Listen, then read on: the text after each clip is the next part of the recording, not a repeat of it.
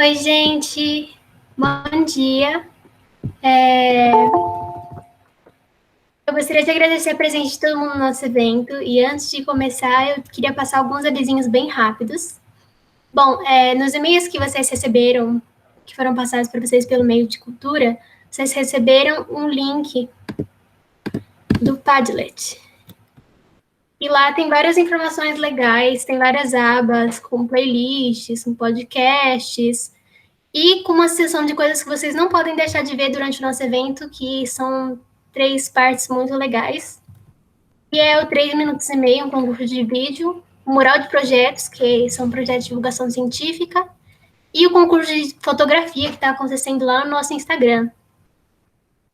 Tem também um link na parte de para você relaxar durante o festival, que é da plataforma Wonder, que vocês podem acessar. É só acessar o link que vocês conseguem conversar com quem estiver lá na plataforma ao mesmo tempo.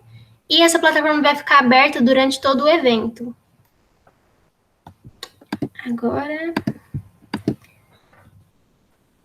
Agora, explicações sobre a palestra em si.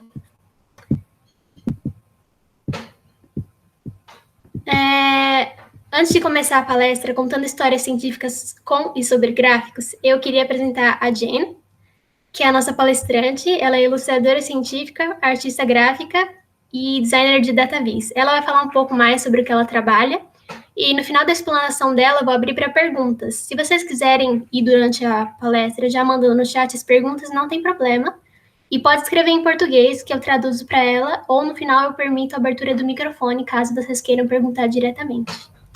So Jen, thank you for joining us today. Feel free to initiate the presentation. I'll start sharing. Great, thanks so much. Let's try sharing my screen now, and apologies for my cat meowing in the distance here. Let's see. All right, that should be loading.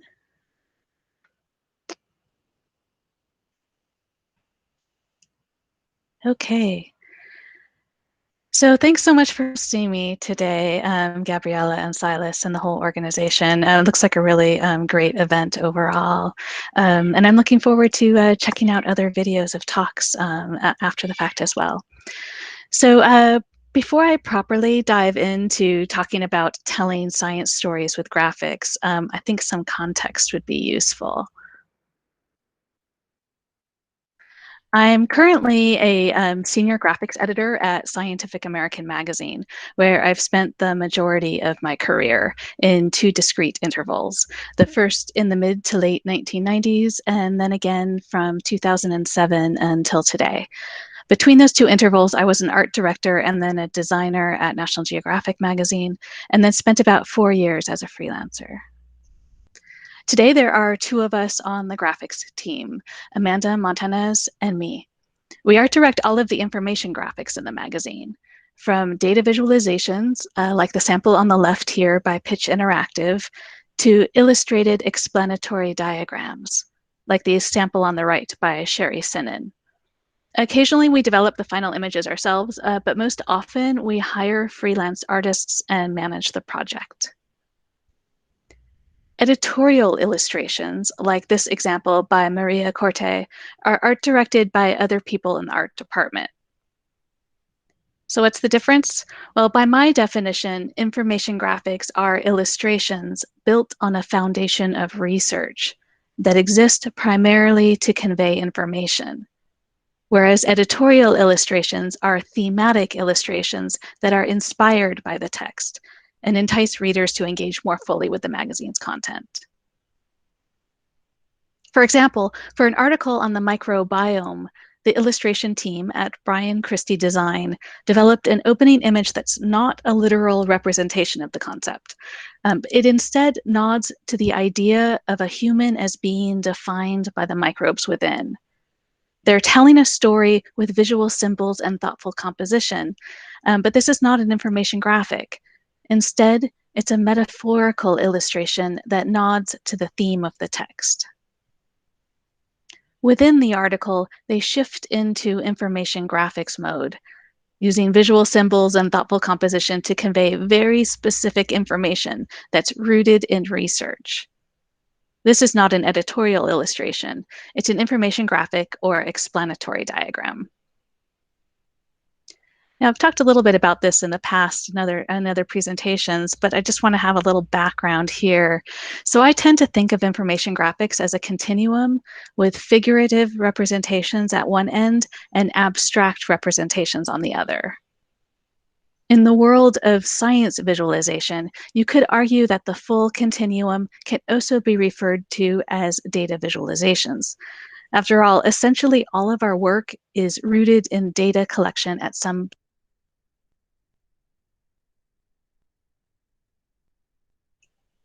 Oh dear, can you hear me? Did you hear any of this? I'm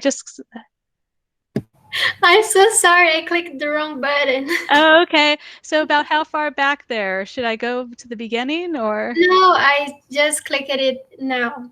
Oh, okay. Now. Okay, I'll just go back. I'll just start here then. So, Okay, sorry. oh, no worries. I'm glad you could hear the beginning. So in the world of science visualization, you could argue that this full continuum can also be referred to as data visualizations.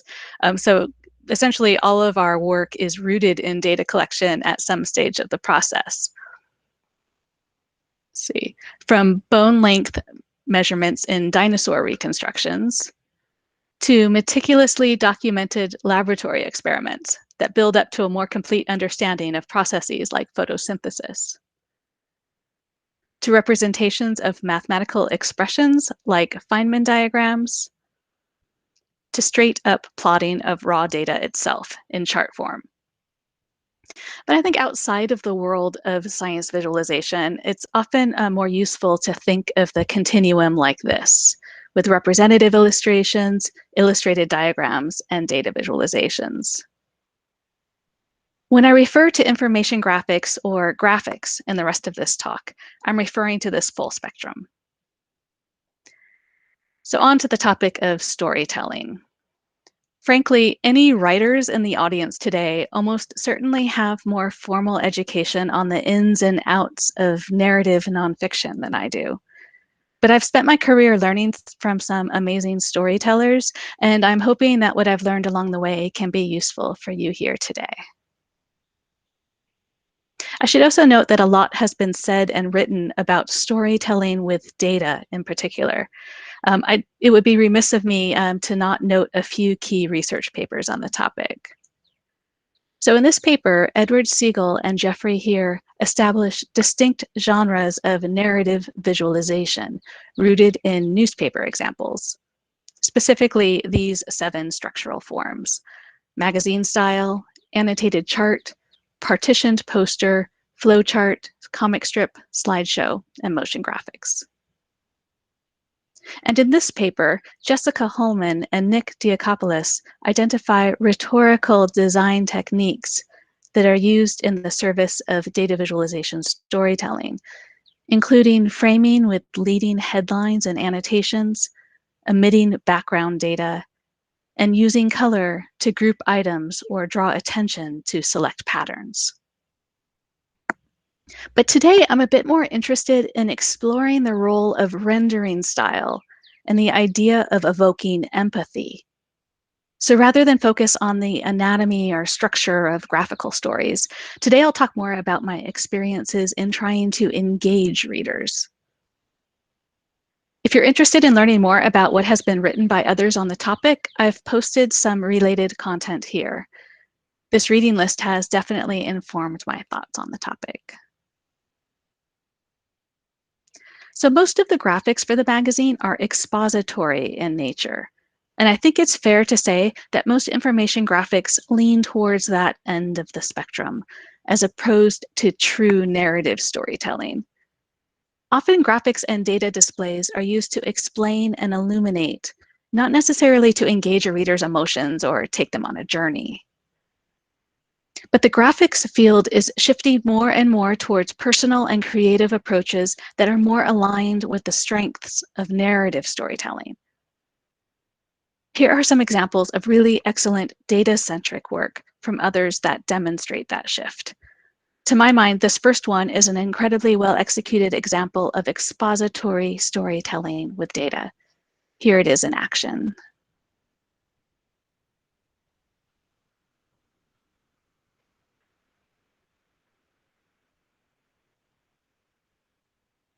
You'll notice that it's quite clean and minimalist. It's evident that there's great care taken in presenting the facts in an even-handed and straightforward manner. The visual style and aesthetic is authoritative and neutral. It's letting the numbers represented on the charts, as well as a few setup questions and statements, carry the full weight. It's not attempting to foster kind of really a personal connection with the reader, although their clear leading questions definitely invite a reader in.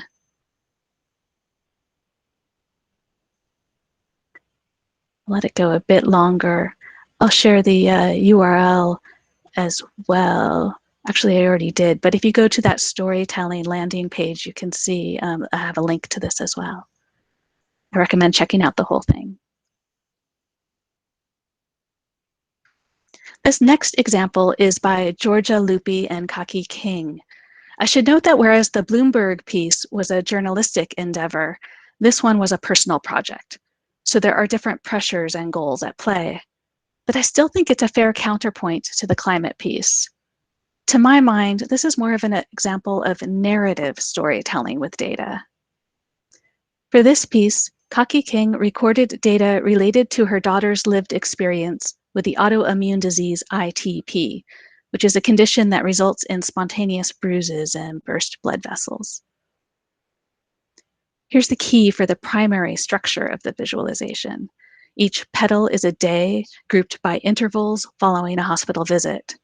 And there are more detail overlays as well. I recommend spending more time with the full piece, but for now, here's a bit of the multimedia result. And when I hit play, I'm hoping you're going to hear some music, but it's possible you won't. So again, I recommend checking out the full thing for the full experience.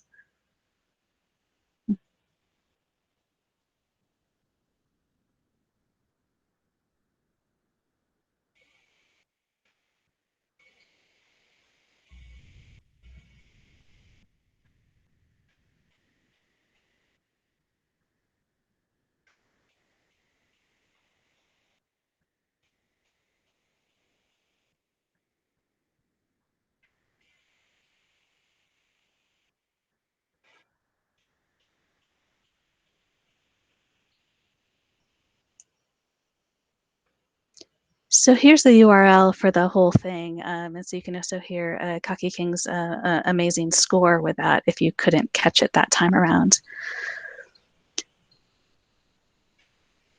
So the goal of this piece is different than the climate example, as I noted. In Georgia's own words, quote, "Can a data visualization evoke empathy and activate us at an emotional level and not only at a cognitive one? Can looking at a data visualization make you feel part of the story of someone's life?" This isn't by any means a scientific representation of data. Still, we believe it paints an accurate sensorial picture of this personal journey, end quote. Here's another way of thinking about it, rooted in illustrated explanatory diagrams as opposed to data visualization. This graphic is an elegant and clean representation of cosmic expansion from a 1976 article or issue of Scientific American. So I love its matter-of-fact and sort of stark style. It feels kind of confident and authoritative, kind of smart. But I need to read the text to give me a clear sense of the subject matter. Without the caption, title, or full article text, I have no clue that this is an information graphic about the universe. And it certainly doesn't tell a clearly evident story. This example from 2006 addresses the same topic, but it makes a bit of a trade-off. References to quantitative values are dropped, but context is added. The casual reader now has a better sense of place. This is an article about the cosmos and a clearer view of the implications of expansion over time. Galaxies are represented as tiny clusters of stars. All 3 dimensions of space are represented, and there are 3 views provided, 3 snapshots in time. In some ways, I kind of prefer that 1976 blue graphic. There's something kind of intellectually appealing about it as an icon for cosmic expansion. But the illustration on the right engages me. I can picture myself on a planet in one of those tiny galaxies in an expanding universe. So here's another example from that same article in 1976. The information is presented in a clean and clear manner. There's kind of a beauty in its efficiency. But although I'm aware that I'm learning about two ways that a system might change over time, I need to read the caption or full article for context. A few years ago, I worked with artist Malcolm Godwin on a thematically similar timeline, but with a broader goal. This graphic shows expansion, but also marks other key actions and objects that characterize different moments in the universe's evolution. The labels do a lot of the work here.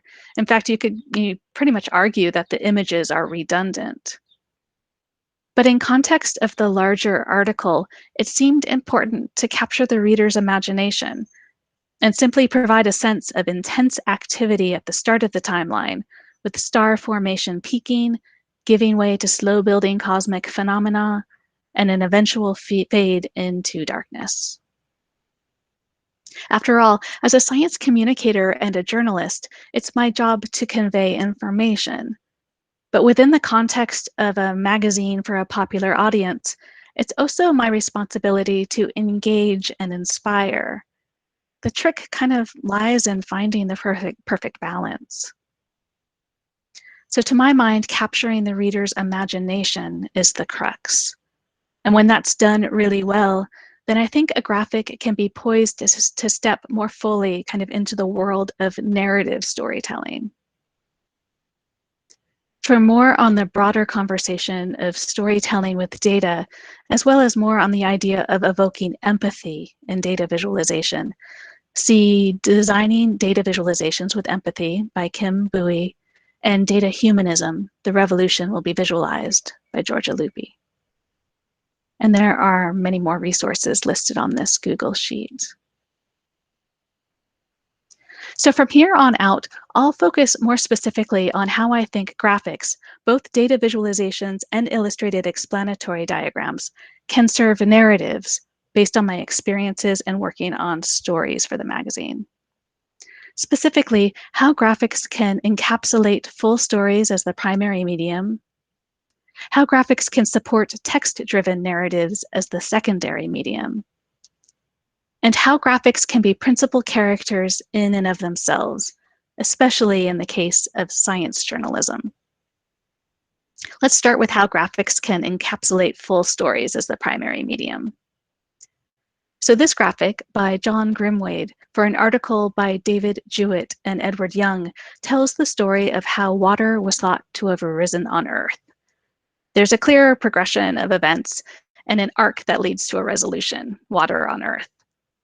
All stages of that story are represented within the graphic. And here's a 4-page article on maternal mortality by Monica McLemore and Valentina De Filippo. There's a clear sequence of information, and every step along the way is represented graphically. On the first 2 pages, the reader is presented with the extent of the problem. Then upon turning the page, they continue to learn more about the individuals it impacts and the underlying causes, and then possible solutions on the last page. To my mind, this example starts to reflect more of the qualities that make narrative stories so compelling. Artist Valentina De Filippo imbues the graphics with a sense of humanity by using organic shapes, bespoke graphical solutions, and a warm color palette. And Monica McLemore's text is completely integrated with the visuals, providing a first-person, informed point of view for context. So I think those are both solid and kind of valid visual stories, but to my mind, they don't quite step over completely into the realm of narrative storytelling, which begs the question, when encapsulating a full story with graphics, how can you flip things more overtly from expository to narrative? Here are 3 strategies I've used for magazine graphics. Use an immediately recognizable narrative form, like comics. For a graphic about the origin of life by Jack Sostak, artist Matt Twombly uses a sequence of panels of varying sizes and scales, signaling to the reader that they're about to walk through a step-by-step story in the form of a comic. Here's a closer look. There are no anthropomorphic characters in this series, but the form creates drama nonetheless, zooming from views of the universe to a volcanic landscape on Earth to the microscopic ingredients for life. The reader is engaged in part by imagining the space between frames. The artist's success in signaling that this graphic portrays a narrative story is particularly evident when compared to another graphic on the same topic. So this example by Andrew Swift from a 2008 article by Alonso Ricardo and Jack Sostak addresses earlier findings on the same basic topic, but it doesn't really attempt to set the scene. It's more of an expository graphic on the topic. Here's a look at both side by side. The graphic on the top right walks me through a process step by step, but the graphic on the bottom left primes me for a story about that process. The second strategy is to introduce characters. For this article by Jennifer Pringle on 2 early waves of humans into what is now commonly known as North and South America, artist Tyler Jacobson's painted vignettes give face to the people behind the trail of a new archaeological evidence. The charts and map by XNR Productions suggest change and movement over time, albeit in kind of a less narrative forward way than the earlier example of life on Earth. But artist Tyler Jacobson fleshes out the individuals making that trek, giving the readers characters to identify with. The strength of that tactic is particularly evident when compared to another graphic on the same topic. So this example by Susan Carlson from a 2000 article by Sasha Nemesek addresses earlier research on possible travel routes, but it doesn't provide a sense of the people behind the artifacts. To my mind, it skews towards being an expository graphic on the topic. Here are those 2 approaches side by side. The third strategy is to include a narrator. For an article on how climate change writ large has resulted in more local extreme weather events, author Jennifer Francis set forth a clear sequence of events in the text. She provided a superset of references in the form of data visualizations like this one for the graphics. But simply presenting one map and chart after another felt like it would do a disservice to the very personal and urgent tone of the manuscript.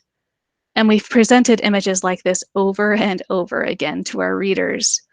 I was worried about jet stream and warming ocean map fatigue on the reader's behalf.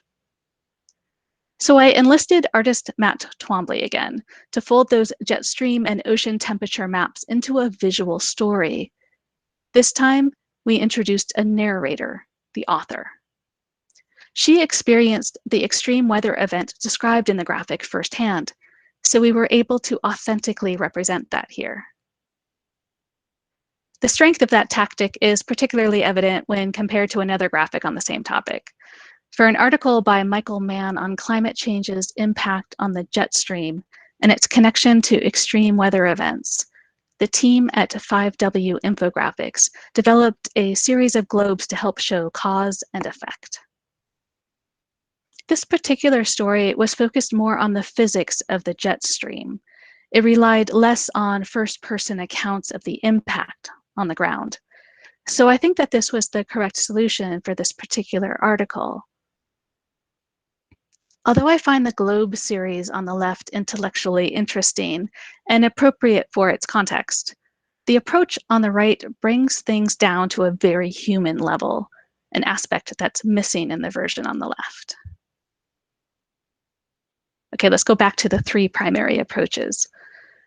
For a variety of reasons, I think this next category is Scientific American's strength, using graphics to support text-driven narratives.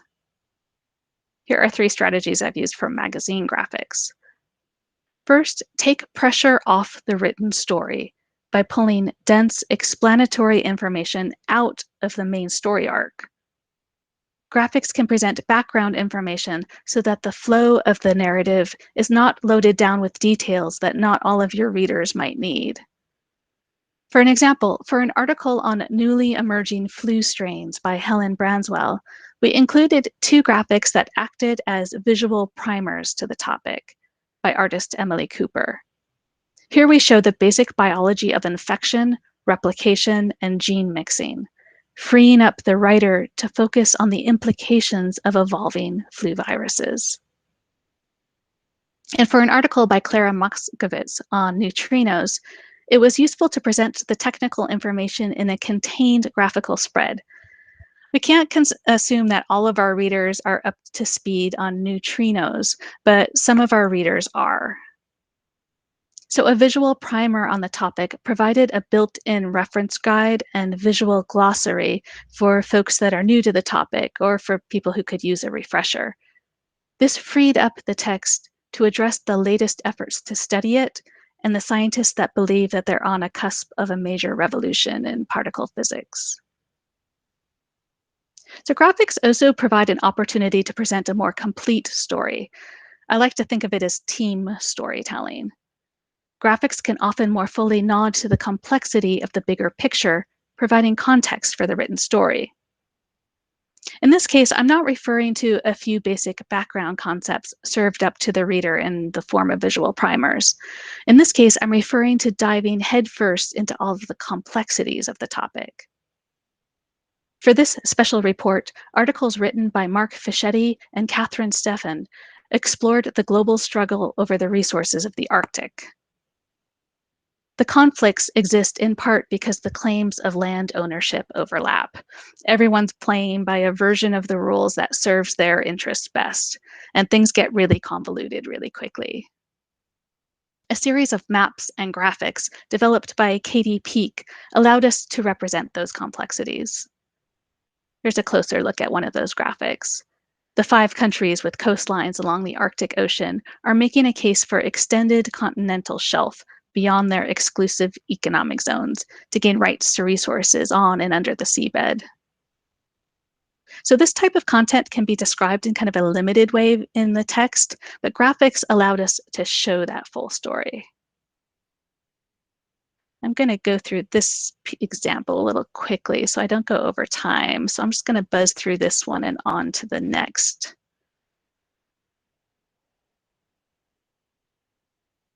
So graphics can also support written narratives by acting as connective tissues to pull a reader through the story.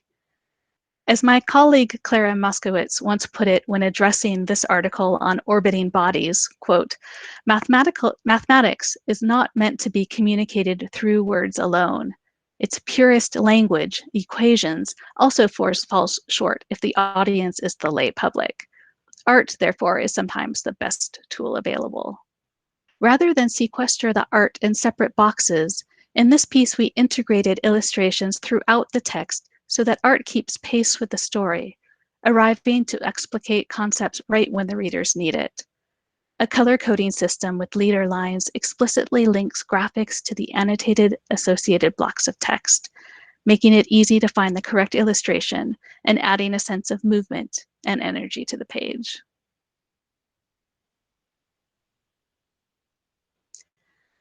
So, and finally, particularly in the case of science journalism, graphics can be principal characters in and of themselves.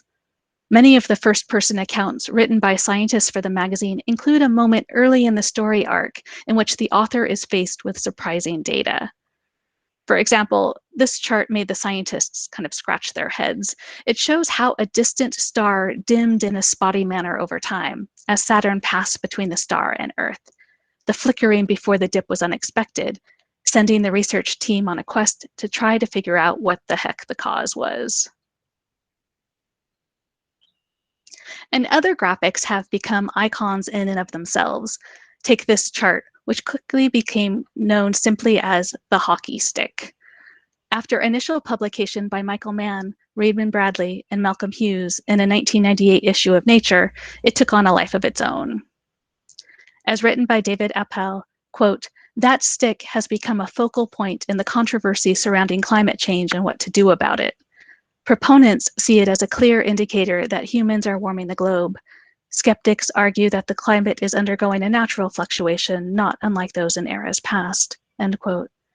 The chart even culminated in professional and personal attacks by climate change deniers on the authors that initially published it. And finally, an obligatory nod to my favorite data visualization character of all time. It's a pulsar chart that made its way from a student dissertation in 1970 to an album cover in 1979. You can read that full story at the web address here.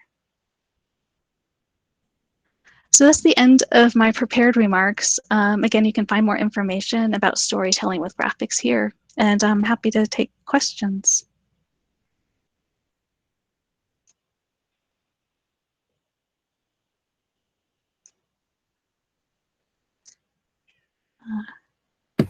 Hi, Jen. So there's a question by Vinicius. Do you want me to read it for you? Oh, actually, I think I can see it here. So if you'd like to hear our thoughts on the value of interactivity, I recall that Explore 175 Years of Words in Scientific American has a searchable version, but I wonder how different it is for you to create for print or for the web.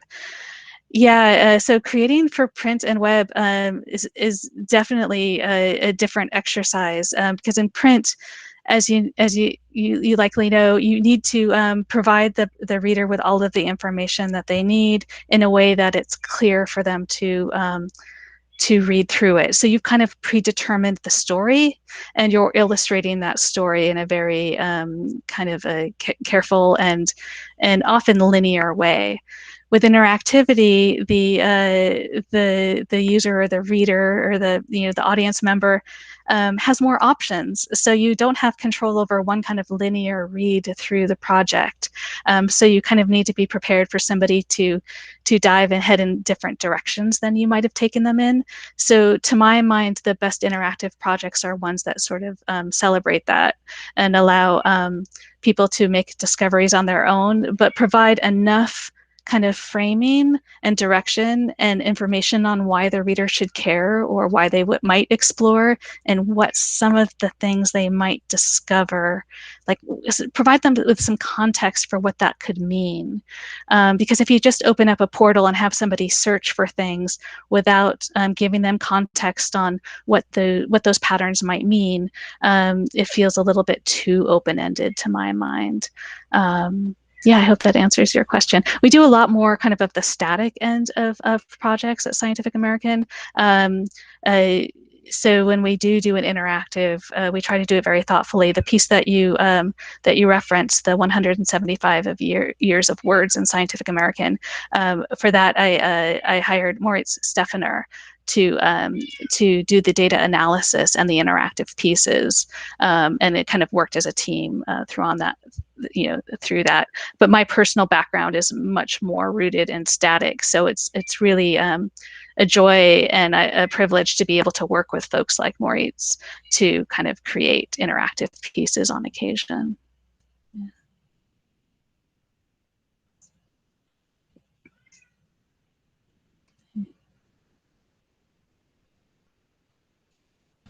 Se alguém quiser fazer alguma pergunta aqui usando o microfone, fica à vontade. Ou pode mandar no chat.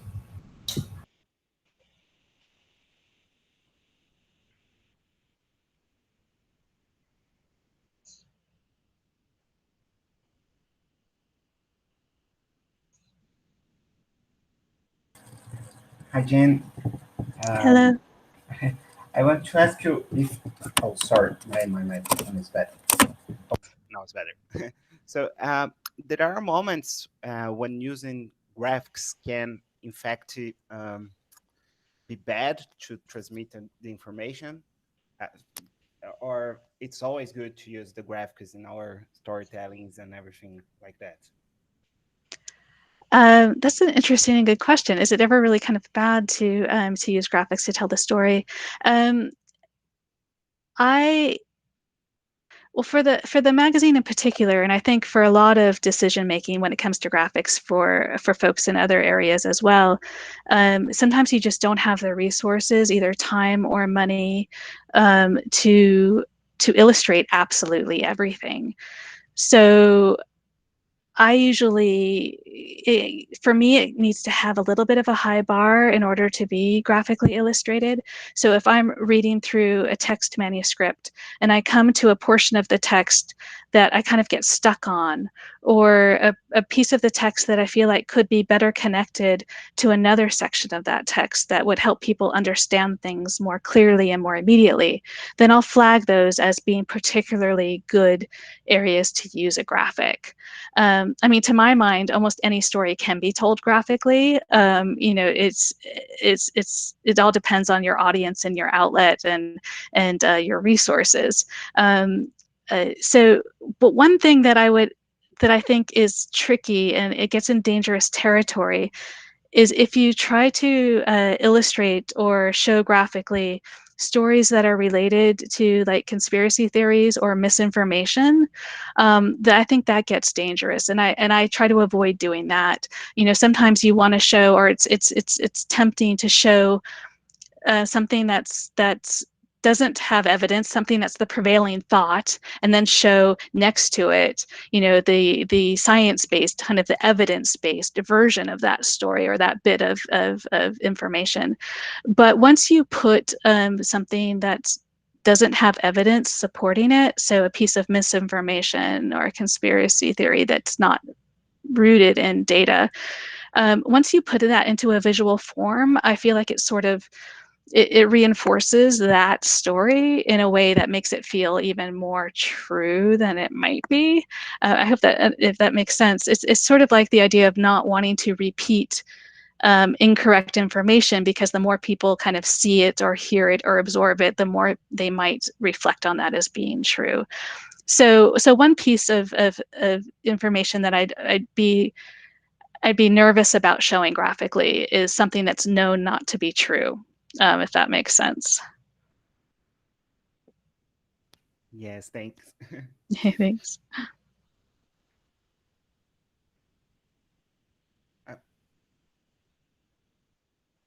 And Jen, I have another question. I was trying to write it in the chat, but I can't.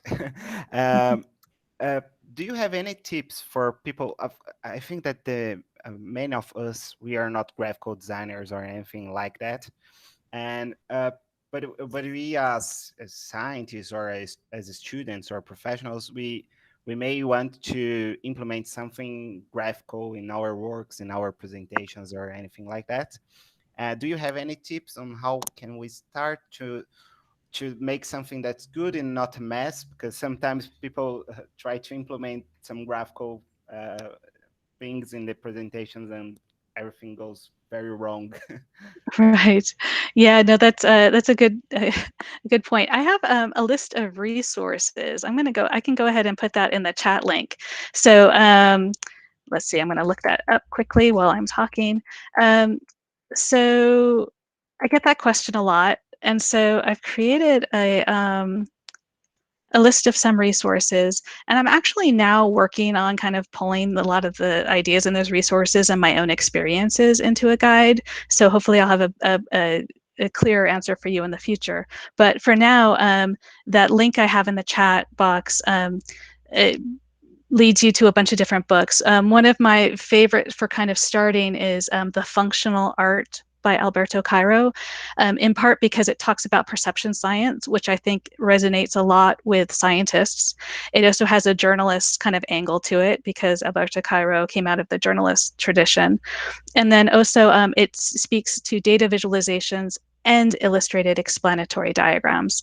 There are a lot of really great books out there right now. I'm looking over at my bookshelf now on data visualization and design tools and strategies for how scientists and folks new kind of to the field can build those. And many of those books are in that link there that I provided. But I think the functional art is a really good kind of easy to absorb a starting point as well.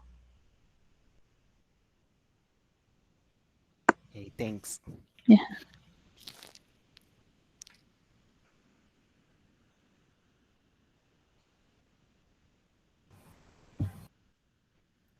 I was asking if they have any more questions, but I think they're kind of shy. Fair enough. Hello, can I make a question for Yeah, Jen? sure. Jen, I really like this presentation. Thank you. And this is a very interesting area that I think it should be together with science, because if you produce knowledge and you can transmit to someone, you didn't produce knowledge, you just have data. And how is it to work with some scientists that we have, like, sometimes a really data-driven mind? We just plot some scattering and it's fine. And it's usually aimed for someone that works in this area. And how it's to work with the scientists in this and to make this translation for, sometimes I think some people even think that, oh, making like a cute drawing, something like this, oh, this is not science, but I think it's really necessary for making this scientific communication. How is it to work with this? Is this true that it's most of people have this closed mind for this? And how is it to work with this translation?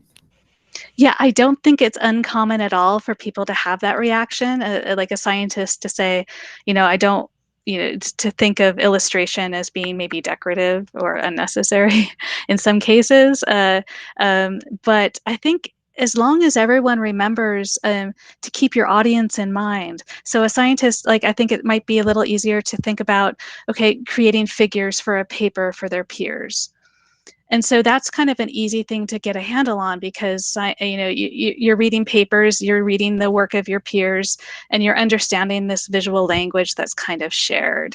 Often the same kinds of solutions, graphical solutions, whether they be chart forms or illustrations, kind of appear over and over again in certain fields. And that's fine, because you're kind of creating this shared visual language. It's like jargon, but it's imagery. And I think a lot of researchers are very comfortable with that piece. But once you change that audience, you need to use a different visual language in many cases. It's like, using just, thank you for folks for, we're using Portuguese and English, and, so we need to kind of translate visuals much in the same way we're translating the spoken word for different audiences. And I think if researchers keep that in mind and say, okay, I want to reach another audience, what's a visual language that audience understands? And let's use that. And it doesn't mean you're making your research cute or simplified, or, like, a lot of scientists, I think, sometimes think of things as being dumbed down, and I don't really like that language. And that your audience just has a different background and a different language, whether it be a different visual language. So it's just translating visual jargon into another form that a different audience will understand. Sometimes that may mean using visuals you would not use in your research paper, and that's okay.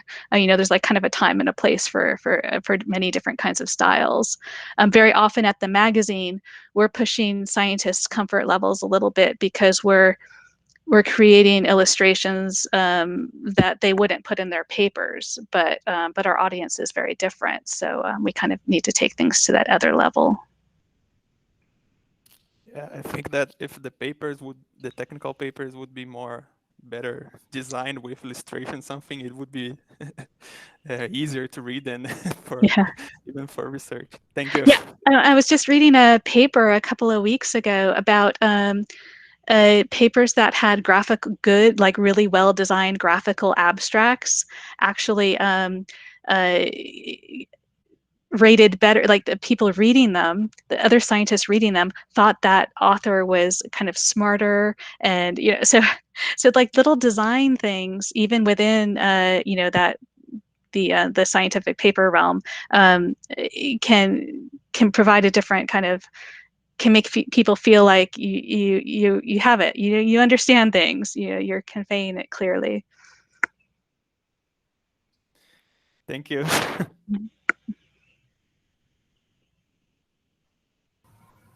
Anyone got other questions?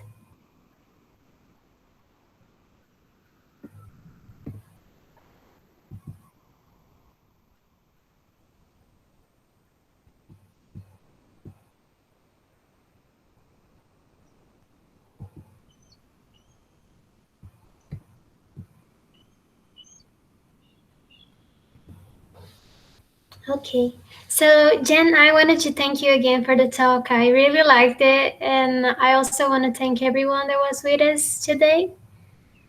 Yeah, thanks so much. Thank you so much. Pessoal, fica atento na página e no site, que ao longo dessa semana vai ter bastante coisa legal acontecendo no evento, e vale a pena ficar de olho. Okay, I'll stop the recording right now. Great. Thank you. Thanks, Jane, again for all your help and for giving us